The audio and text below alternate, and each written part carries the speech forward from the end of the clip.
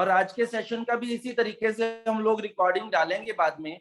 और मैं आप सबको रिक्वेस्ट करूंगा कि जो नाइस कंप्यूटर्स का यूट्यूब चैनल है उसको आप सब्सक्राइब करिए, और आपको नोटिफिकेशंस आती रहेंगी जब भी हमारा कोई भी नया वीडियो उस पे अपलोड होगा, आपके साथ ऑटोमेटिकली नोटिफिकेशन से शेयर हो जाएगा। सो आप हमारे साथ इस तरह से जुड़े रहेंगे तो आपको इंफॉर्मेशन मिलती ही रहेगी नई से नई। So let us start. Mithun ji ready हैं? Yes sir, yes sir. Okay, over to Mithun Thakur ji. Thank you very much. Thank you sir, thank you very much. First of all मैं आप सबका वेलकम करता हूं इस वर्कशॉप के। आई होप आप सब लोग यहाँ पे हैं, तो इसका मतलब आप सब लोग कुछ ना कुछ सीखना चाहते हैं। आप सब लोगों ने अपने वर्किंग शेड्यूल में से, बिजी शेड्यूल में से अपना टाइम निकाला। और ज्यादा अभी डिस्कस ना करते हुए हम लोग सीधा टॉपिक पे आते हैं, इंटरनेट बैंकिंग। अब मैं डेटा देख के बहुत हैरान हुआ जब मेरे पास वो मैंने एक फॉर्म दिया था, और फॉर्म के थ्रू जब डेटा सामने आया कि बहुत सारे ऐसे लोग हैं, बहुत सारे ऐसे यूजर्स हैं जो इंटरनेट को तो यूज करते हैं लेकिन जिनको अभी तक इंटरनेट बैंकिंग को यूज नहीं करते। मतलब वो जो परसेंटेज थी वो बहुत ज्यादा बड़ी परसेंटेज थी, और मैं वाकई बहुत हैरान हुआ कि जो चीज रिक्वायर्ड है आज, क्योंकि हम लोग मूव कर रहे हैं टुवर्ड्स डिजिटल वर्ल्ड और डिजिटल करेंसीज की तरफ हम लोग चल रहे हैं। करेंसी डिजिटल वर्ल्ड में जाने का पहला स्टेप यही है कि हम लोग अपने आप को डिजिटल मोड के साथ जोड़ें। तो इंटरनेट भी उसमें एक बहुत इंपॉर्टेंट पार्ट है। या तो एक तरीका है कि हम लोग लंबी लंबी लाइंस में खड़े हो जाएं जाके बैंक्स के अंदर, फिर बिल पेमेंट्स के लिए लंबी लंबी लाइंस में खड़े हो जाएं। नो डाउट दूसरे सारे ऐसे प्लेटफॉर्म्स आज की डेट में अवेलेबल हैं। पेटीएम हो गया, देन इसके अलावा गूगल पे हो गया, देन फोन पे हो गया। लेकिन उनके ऊपर आज की डेट में रिलायबिलिटी बहुत बड़ा क्वेश्चन है। आज आप एक पेमेंट करते हो, उसका रिफ्लेक्शन टाइम, वो जो कंपनी बोलती है आपको, उसका जो अपग्रेडेशन टाइम है, वो पेमेंट रिफ्लेक्ट करने का जो टाइम है, वो अप टू 48 आवर्स तक का टाइम लेते हैं। और आपको कहीं इमरजेंसी में कुछ ऐसी ट्रांजेक्शन करनी है, पैसा ट्रांसफर करना है, और सपोज वो अटक जाए, मैं ये नहीं कहता हूँ कि वो अटकेगा, लेकिन बाय चांस अगर वो अटक गया और आपकी बहुत ज्यादा इमरजेंसी है, तो उस केस में ना तो कोई कस्टमर केयर आपके काम आने वाला है, ना ही कोई और बंदा आपके काम आने वाला है। तो उसके लिए बैंक्स ने हमें बहुत बढ़िया और बहुत फुल प्रूफ सिस्टम दिया हुआ है, जिसके थ्रू हम लोग उनकी बैंकिंग की सर्विसेज को, उनकी बैंकिंग के फैसिलिटीज को बहुत अच्छे से यूज कर सकते हैं। मैं अगर अपना पर्सनल एक्सपीरियंस शेयर करूं तो आई डोंट नो, मेरे को याद नहीं है कि मैंने कब बैंक में जाके कहीं किसी का अकाउंट में पैसा जमा करवाना होगा। तो लास्ट टाइम मैंने विजिट करा था मैंने बैंक, या मैंने कोई चेकबुक रिक्वेस्ट करनी थी, या मेरे को स्टेटमेंट डाउनलोड करवानी थी, या स्टेटमेंट चाहिए थी अपनी बैंक स्टेटमेंट, तो मैं कभी बैंक गया हूँ उस काम के लिए। वो सारी की सारी सर्विसेज, वो सारी की सारी फैसिलिटीज जो है आज की डेट में हम लोगों को इंटरनेट पे अवेलेबल है। मैं थोड़ा सा आपके साथ डिस्कस करना चाहूंगा। इंटरनेट आज की डेट में एक बहुत बड़ी पावर बन चुका है।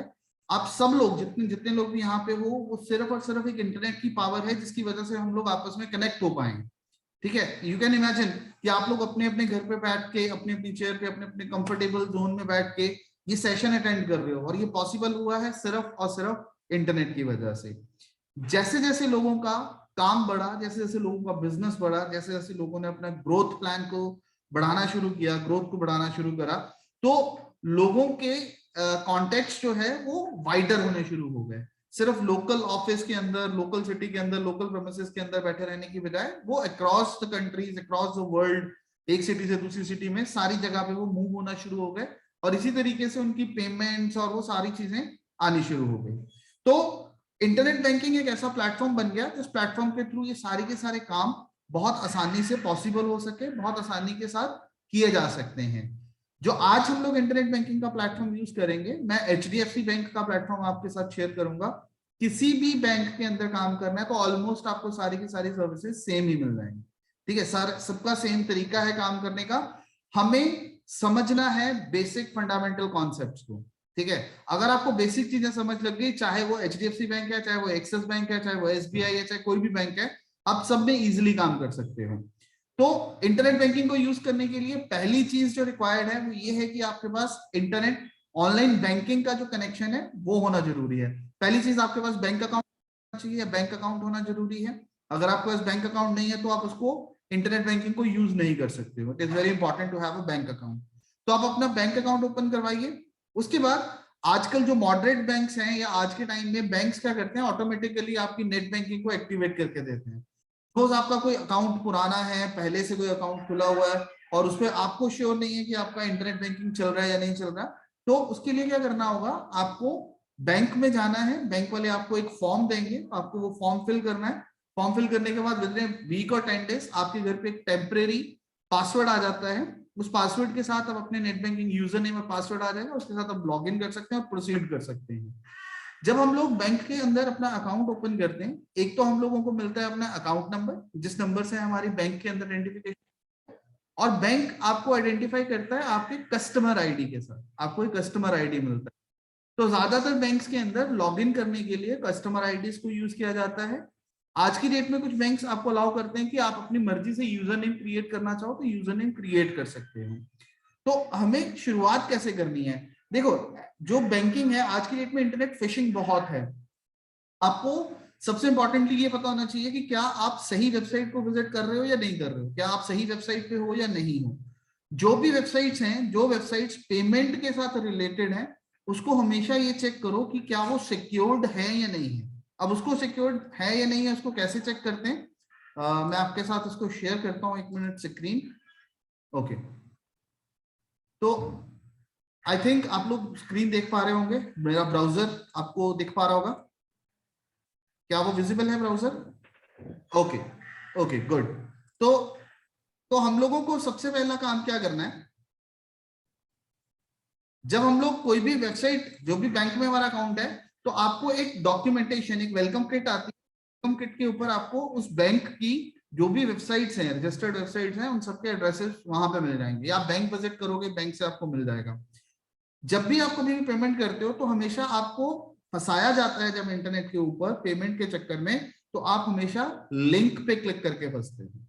हमेशा आपको फेक लिंक्स आते हैं जो कि इंटरनेट फिशिंग जिसके नाम से जाना जाता है, जिसको वो आप कहीं पे क्लिक करते हो, और कभी भी मोस्ट ऑफ द टाइम आप अभी सोचना, जब आप किसी लिंक पे क्लिक करते हो तो आप कभी भी ये नहीं देखते हो कि क्या आप एक सही वेबसाइट पे रीडायरेक्ट हुए या नहीं हुए। आपने क्लिक करा और आपको रीडायरेक्ट कर दिया गया और दैट्स इट, उसके बाद काम खत्म। तो ये बहुत इंपॉर्टेंट है कि हम लोग सही वेबसाइट पे लैंड होना चाहिए। तो जैसे हम लोग HDFC के साथ काम कर रहे हैं, तो HDFC की वेबसाइट है hdfcbank.com, और हम लोगों को ये श्योर करना है कि ये नाम सही होना चाहिए और यहाँ पे ये HTTPS के साथ खुलती होनी चाहिए। जितनी भी वेबसाइट्स हैं आपकी जो सिक्योर होंगी, सिक्योर वेबसाइट का मतलब क्या है कि जिसके थ्रू आप जो भी सेंसिटिव डेटा ट्रांसफर करोगे वो डेटा कभी भी मिसयूज नहीं हो सकता। इन बिटवीन अगर कोई हैकर भी उसको रीड करने की कोशिश करेगा तो वो उसको समझ नहीं पाएगा, क्योंकि वो इनक्रिप्टेड फॉर्मेट में होता है। ठीक है, मैं आपको 1-2 इंटरफेसेस और खोल के दिखाता हूं। जैसे HDFC बैंक का हो गया, ऐसे ही हमारे पास है एक्सिस बैंक। आप एक्सिस बैंक की वेबसाइट ओपन करोगे तो यहाँ पे एक्सिस बैंक का एक इंटरफेस ओपन हो गया। ठीक है, ये इसका होम पेज है जहां पे आप उसको खोल सकते हो।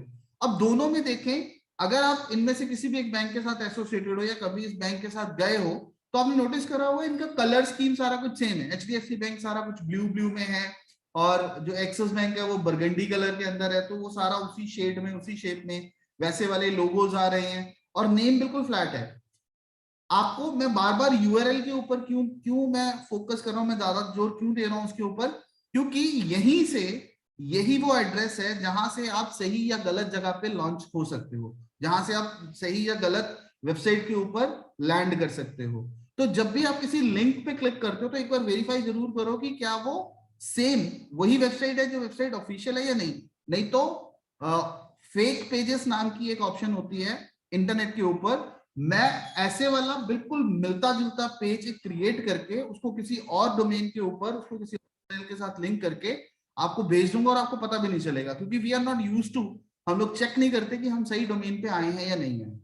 एनीवेज, अब जब हम लोगों ने सही डोमेन पे पहुंच गए, हम लोगों ने तसल्ली कर ली अपनी, हमें दिखने लग गया, हमने बैंक के डॉक्यूमेंटेशन को चेक करा, तो यहाँ से सबसे पहले आपको ढूंढना है लॉगिन की ऑप्शन। जैसे अभी HDFC बैंक की वेबसाइट पे देखें तो यहाँ पे ये लॉगिन की ऑप्शन आ रही है। ठीक है, और अगर मैं यही चीज आपको एक्सिस बैंक की वेबसाइट पे दिखाऊं तो यहाँ पे ये लॉगिन की ऑप्शन आ रही है। अब लॉगिन करने के लिए, क्योंकि हम लोगों ने HDFC का प्लेटफॉर्म यूज करना है, तो मैं एक्सिस बैंक को बंद कर रहा हूँ, कंफ्यूजन नहीं क्रिएट करनी है, एक ही जगह पे हम लोग चलते हैं। यहाँ पे सबसे पहले आप करोगे लॉगिन।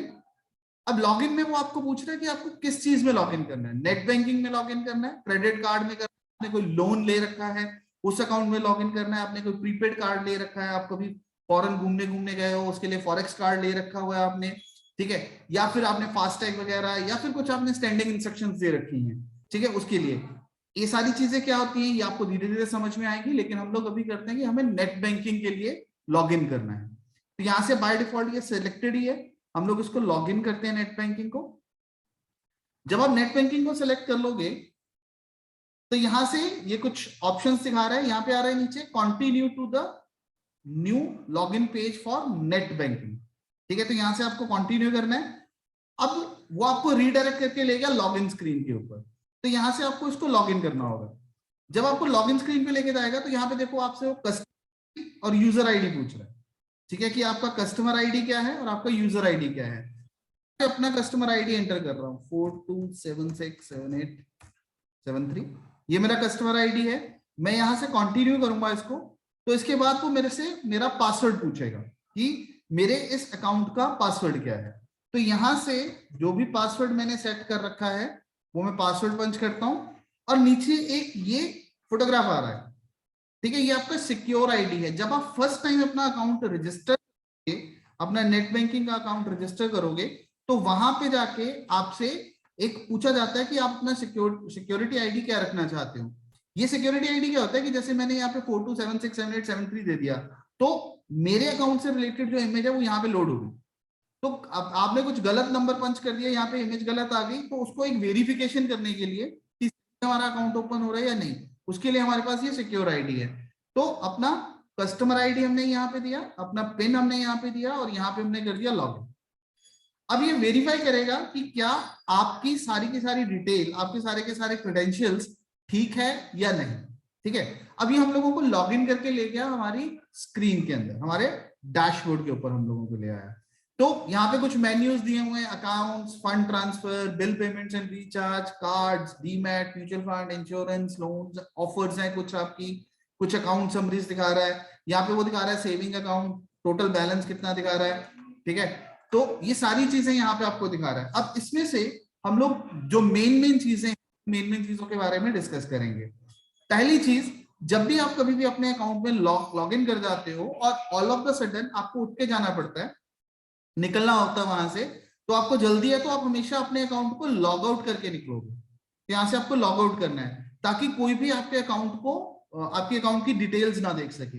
लेकिन इंटरनेट बैंकिंग वाली जो वेबसाइट्स होती हैं उन वेबसाइट्स के अंदर एक फीचर होता है कि अगर आप 120 सेकंड से लेके 180 सेकंड तक कुछ भी नहीं करते हो, मतलब 2 मिनट से लेके 3 मिनट तक आपकी कोई एक्टिविटी नहीं होती है पेज के ऊपर, तो वो पेज, वो आपका जो डैशबोर्ड होगा वो ऑटोमेटिकली आपको साइन आउट कर देगा, और कोई भी उस पर क्लिक करेगा तो वो एक्शन को कंप्लीट नहीं करेगा, ठीक है। तो ऑटोमेटिकली आप उस अकाउंट में से लॉग आउट हो जाते हो।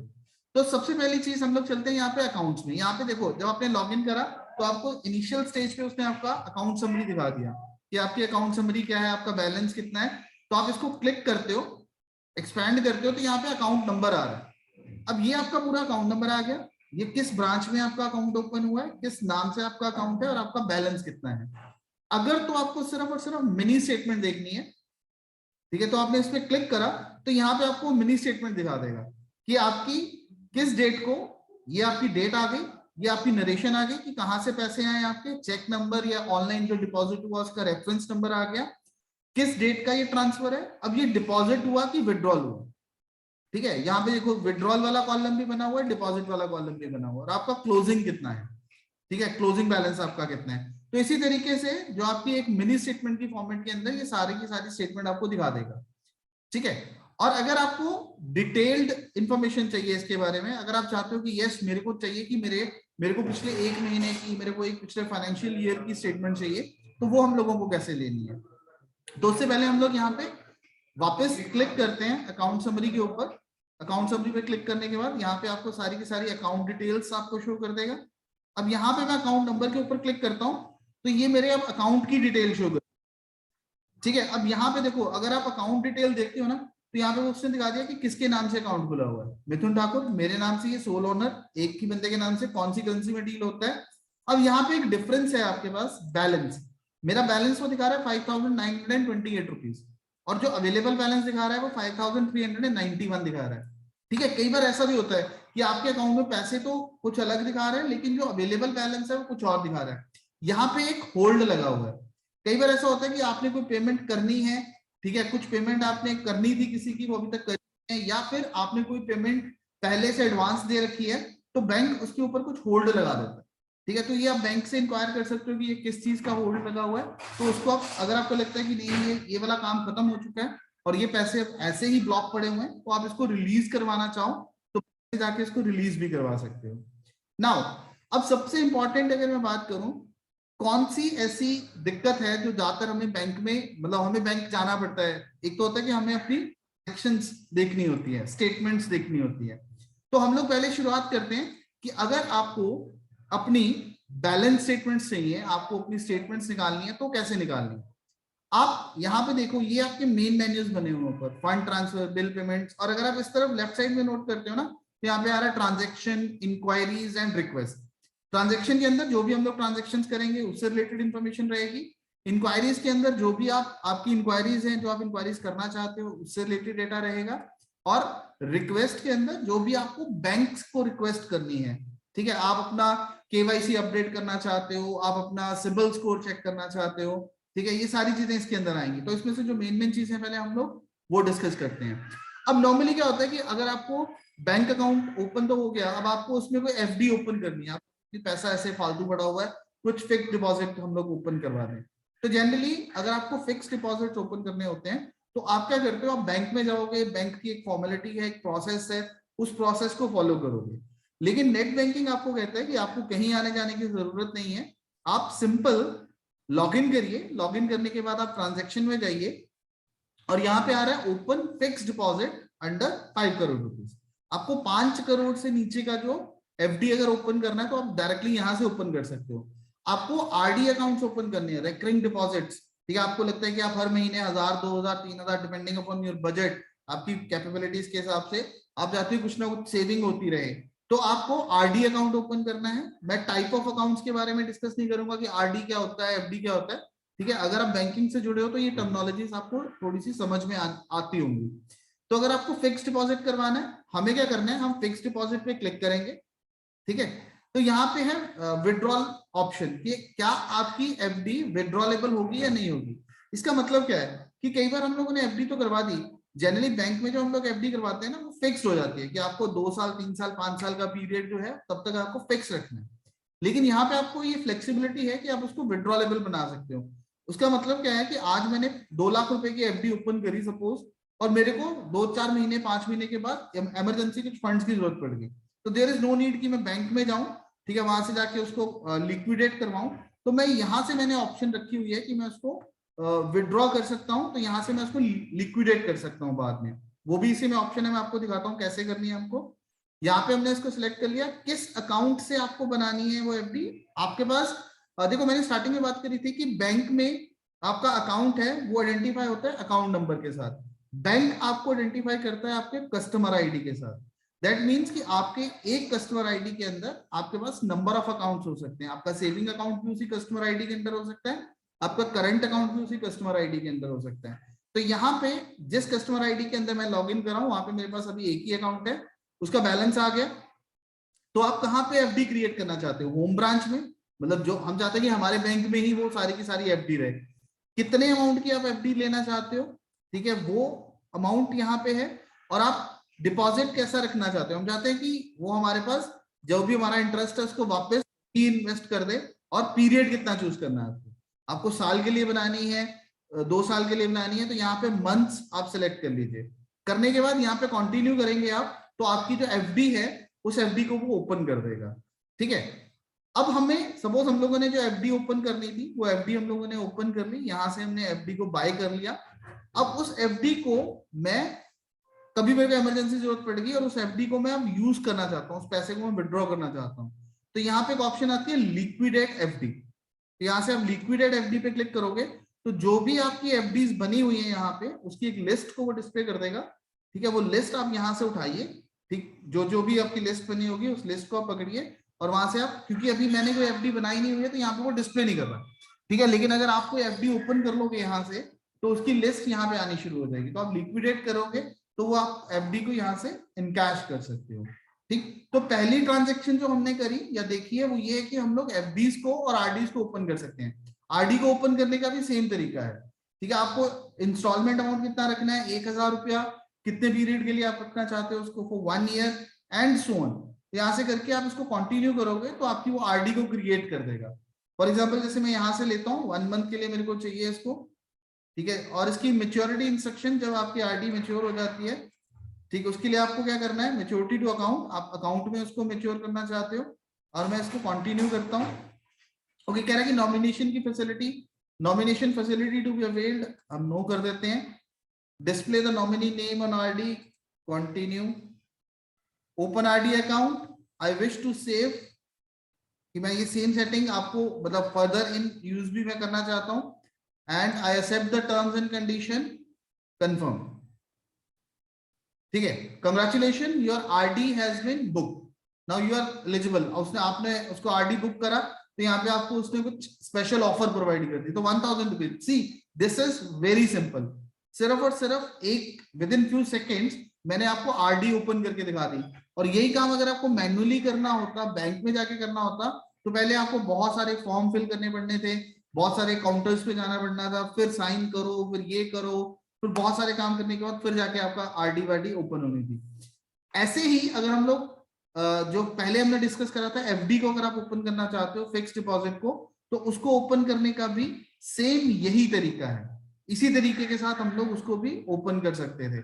अब यहाँ पे देखो नीचे अगर आप आते हो ना, यहाँ पे जैसे हमने करा था लिक्विडेट फिक्स डिपॉजिट, ठीक है, यहाँ पे आ रहा है लिक्विडेट आरडी, ठीक। तो यहाँ से कौन से अकाउंट से देखो यहाँ पे आ गया ना, my recurring ID, sorry recurring deposit, ठीक है। तो वो 1000 रुपया उसके अंदर है।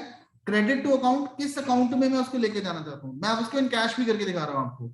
आई accept the terms and condition, continue, ठीक है। ओके, वो कह रहा है कि सेम डे बुकिंग वाले दिन वो उसको नहीं करेगा, मैं कल इसको करवा सकता हूँ। We are unable to liquidate your RD, क्योंकि वो अभी बुक हुई है तो अभी वो उसको नहीं लिक्विडेट कर पाएगा। नहीं तो कल जैसे आप नेक्स्ट डे आओगे, यहाँ से आपको हफ्ते बाद, 10 दिन बाद, 15 दिन बाद जब भी आप आओगे, यहाँ से लिक्विडेट के ऑप्शन चूज करनी है आपको, और लिक्विडेट करो, इमीडिएटली पैसा आपके अकाउंट में transfer. There is no need again कि बैंक में जाओ, लाइन में लगो, काउंटर्स पे विजिट करो, वो कुछ करने की जरूरत नहीं है आपको, ठीक है। तो जो दो मेन इंपॉर्टेंट चीजें हैं इसके अंदर, ट्रांजेक्शन के अंदर, कि आप अपनी एफडीज को ओपन कर सकते हो, आरडीज को ओपन कर सकते हो। लिक्विडेट का मतलब आप उसको कभी भी इनकैश करना चाहो तो उसको इनकैश कर सकते हो। देन आता है हमारे पास इंक्वायरीज का टॉपिक। अब यहाँ पे आपको इंक्वायरी करनी है, मतलब अब बंदा इंक्वायरी क्या करता है अपने बैंक अकाउंट से रिलेटेड, कि मेरा बैंक में कितना बैलेंस पड़ा हुआ है, मेरे को बैंक अकाउंट स्टेटमेंट चाहिए, करंट मंथ की चाहिए, प्रीवियस मंथ की चाहिए, मेरे को लास्ट 5 सालों की चाहिए, 10 सालों की चाहिए, ठीक है। तो वो सारी की सारी स्टेटमेंट्स आप इंक्वायर करते हो। तो यहाँ से, तो जैसे हमने स्टार्टिंग में देखा था व्यू बैंक अकाउंट बैलेंस, तो यहाँ से जब हमने करा यहाँ पे व्यू अकाउंट बैलेंस, तो यहाँ पे उसने पूछा आपका कौन सा अकाउंट टाइप है, सेविंग अकाउंट है या करंट अकाउंट है। सेविंग और करंट दो तरह के अकाउंट है। अगर आप पर्सनल सेविंग कर रहे हो, पर्सनल काम के लिए आपने अकाउंट ओपन करा है, तो वो सेविंग अकाउंट रहेगा। और अगर आपने बिजनेस पॉइंट ऑफ कोई अकाउंट ओपन करा है तो उसके लिए आपको एक अलग तरह का अकाउंट ओपन करना पड़ता है, जिसको हम लोग बोलते हैं करंट अकाउंट, ठीक है। तो जैसे सेविंग एंड करंट अकाउंट, तो यहाँ से उसने लिस्ट डिस्प्ले कर दी कि आपके पास कौन कौन से अकाउंट्स अवेलेबल है जो कि आपके सेविंग और करंट के अंदर आते हैं, ठीक है। तो यहां से मैं इसको चूज कर लेता हूं और यहां से करते हैं व्यू। तो यहां से हम लोग इसको व्यू करते हैं, ठीक है। तो व्यू करने के बाद उसने सारा बैलेंस यहाँ पे दिखा दिया। पहले 5900 दिखा रहा था, 1000 क्योंकि आरडी में चला गया, तो अभी 4391 रुपीज को वो दिखा रहा है, ठीक है। तो इस तरह से आपको अकाउंट समरी दिखा देगा। लेकिन ये तो हो गया कि करंट आपको दिखा दिया। आपको करंट मंथ की या प्रीवियस मंथ, सिर्फ 2 महीने की, करंट एंड प्रीवियस, तो यहां से करोगे आप अकाउंट स्टेटमेंट। अकाउंट स्टेटमेंट में आप जाते हो, यहां से आपको जाना है, क्लिक करना है यहां से saving and current account, account number, कौन सा अकाउंट है आपका वो अकाउंट नंबर चूज कर लीजिए। मिनी स्टेटमेंट जैसे आपको स्टार्टिंग में देखा था, यहां से सिलेक्ट कर लो। आपको सारी ट्रांजेक्शन देखनी है, ऑल ट्रांजेक्शंस यहां से करो व्यू, ठीक है। तो सेम उसी तरीके से जैसे हमने स्टार्टिंग में मिनी स्टेटमेंट देखा था वैसे उसने दिखा दिया, लेकिन ये लास्ट 10 to 15 डेज के लिए ही आपका जो ट्रांजेक्शन है लास्ट 10 to 15 ट्रांजेक्शन वो दिखाएगा। लेकिन अगर आप देखना चाहते हो कि मेरे को एक पर्टिकुलर पीरियड की चाहिए तो सिलेक्ट पीरियड, जो ये वाला है ये इसमें सिर्फ 2 ही मंथ दिखाएगा वो। अगर आप इसको कैलेंडर को भी चूज करोगे ना, देखो 2 ही महीने दिखा रहा है, जनवरी एंड फरवरी। तो यहां से मैं करता हूं 1 जनवरी से लेके 10 फरवरी तक की सारी ट्रांजेक्शन्स मेरे को दिखा दे। यहां से मैं करता हूं व्यू और यहां से ये सारी ट्रांजेक्शन्स उसने दिखा दी कि आपके पास कितनी ट्रांजेक्शन्स हुई हैं। अब आप इसको डाउनलोड करना चाहते हो, ये ट्रांजेक्शन्स तो आपने देख ली कि आपकी 1 जनवरी से लेके 10 फरवरी तक की जो भी ट्रांजेक्शन हुई है, लेकिन आप उसको डाउनलोड भी करना चाहते हो। तो यहाँ से फॉर्मेट ले लो, आपको टेक्स्ट फॉर्मेट में चाहिए, डिलिमिटेड फॉर्मेट में चाहिए। एमएस मनी एक अकाउंटिंग सॉफ्टवेयर है माइक्रोसॉफ्ट का, अगर आप वो यूज करते हो तो आप सीधा उसको इंपोर्ट कर सकते हो। आपको पीडीएफ फॉर्मेट में चाहिए, ठीक है, या फिर आपको एक्सेल के फॉर्मेट में चाहिए।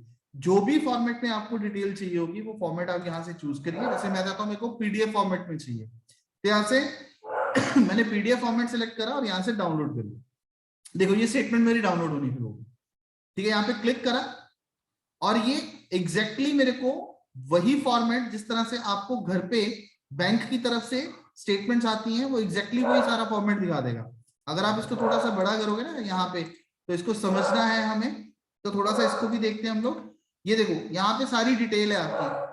अगर आपको अपना IFSC कोड नहीं पता, आपको अपना माइकर कोड नहीं पता, आपको अपना RTGS ये सारे कोड्स नहीं पता है, तो आपको जो स्टेटमेंट आती है उसको आप ओपन करोगे तो यहाँ से आपको मिल जाएगा अकाउंट ब्रांच, कौन सी ब्रांच में आपका अकाउंट खुला है, उसका एड्रेस क्या है, ठीक है, कौन सी सिटी में खुला है, कौन सी स्टेट में खुला है, फोन नंबर, ओवरड्राफ्ट की लिमिट है या नहीं है, किस करेंसी में आप अपने ट्रांजेक्शन कर सकते हो, कौन सी रजिस्टर्ड ईमेल आईडी है आपके पास, आपका कस्टमर आईडी क्या है, आपका अकाउंट नंबर क्या है, किस डेट को आपका अकाउंट ओपन हुआ था, अकाउंट का स्टेटस क्या है, डॉर्मेंट है, रेगुलर है, क्या है, फिर आपका RTGS, NEFT और IFSC कोड क्या है, ठीक है, वो यहाँ पे मिल गया आपको। आपका माइकर कोड क्या है वो यहाँ पे मिल गया, ब्रांच का कोड और प्रोडक्ट का कोड, मतलब जो मेरे को अकाउंट दिया गया उसका एक प्रोडक्ट कोड है, उसको एज ए प्रोडक्ट की तरह ट्रीट करा गया, तो वो क्या है। और अगर आप इसमें भी नीचे अगर आप स्लाइड करोगे तो यहाँ पे आपको सारी की सारी पेमेंट्स दिखा देगा कि कौन कौन सी ट्रांजेक्शन, कौन कौन सी पेमेंट्स आपकी आई गई हैं। देखो यहाँ पे किस डेट को ट्रांजेक्शन हुई है, ठीक है, उसका रेफरेंस नंबर, डेट, कितने अमाउंट की हुई है, ठीक है, यहाँ पे वो सारी डिटेल दिखा रहा है, ठीक है। और नीचे आपको एक समरी दिखा देगा कि कितनी ट्रांजेक्शंस आपकी पिछले 1-1.5 महीने के अंदर हुई है, वो सारी की सारी ट्रांजेक्शंस आपकी सामने आ जाएंगे। So this is the way कि हम लोग किस तरह से 2 महीने की ट्रांजेक्शन को डाउनलोड कर सकते हैं। अब इसमें एक लिंक दिया गया है अकाउंट स्टेटमेंट लास्ट 5 ईयर।